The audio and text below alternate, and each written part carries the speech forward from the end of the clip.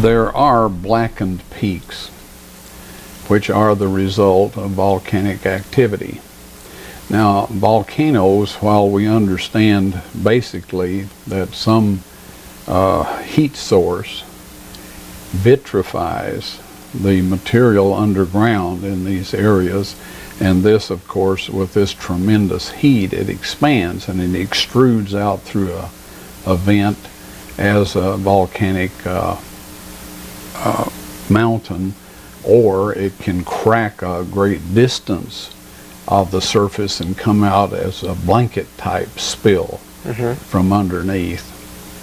Well, out here, most of the ridges that obviously are the result of prior, of ancient volcanic activity, they are of a light to darker gray in color. But right in the midst of all of this is this black, indicating that this is something unique to itself. It's not like everything else around.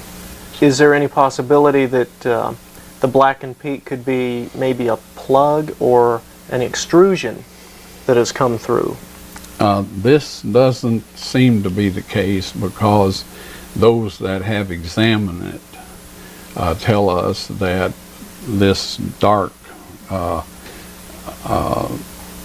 material only extends down for a short distance, and that below that is this grayish material that's typical of the rest of the area around there. So it's just right on the very top, right, where this blackened, as if it were just burned and singed right there. Right. On the other side, when you get over there to Saudi Arabia, they find Jebel al-Laws. Guess what? That means mountain of laws. And the Bible says Mount Sinai is in Arabia. And that's exactly where Ron found it. So why isn't it where Constantine's mother said it was, and why is it in Saudi Arabia? Well, Constantine's mother is riding around in a chariot. She saw this mountain at the bottom of the Sinai Peninsula and said, "Oh, that looks like Mount Sinai." "Oh, yes, Your Highness, yes, ma'am." And they called it that ever since. Poor lady, she didn't know where she was. That's not Mount Sinai. Okay? It's over in Arabia. It says so in the Bible. There it is right there. The top is still black. It burned for 40 days while Moses is up there getting the commandments from God. And at the bottom, you can still see where they built a fence to keep the people back, because God told Moses, build a wall. Don't let the people come up here. Don't let them get close. And on this, they went down there and they made images of a calf. These people were so ingrained with idol worship. Even when they got out of Egypt, God did all these miracles, and they still went back and made a golden calf to fall down and worship it. We got cows here, brother. I can't imagine anybody worshiping a cow. It's got to be one of the dumbest animals God ever made. Tastes good. Yeah, it tastes good. Yeah, I love it. Yeah. But you don't worship it, okay? No. I don't worship food. There's Mount Sinai. Well, it had rained a bit the day before, so this grind pit, if you please, was full of water.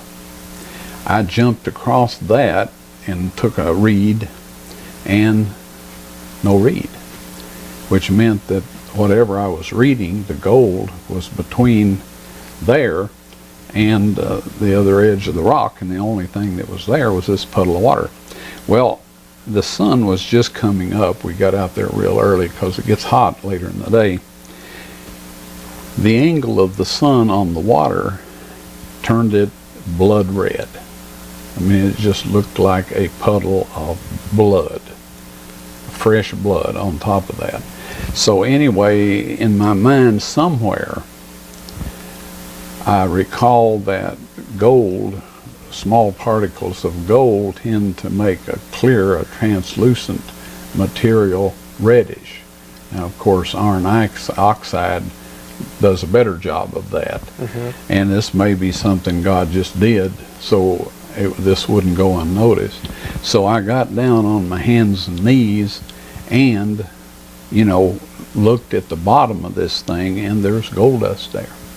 Actually ground into the stone. Right. Yes.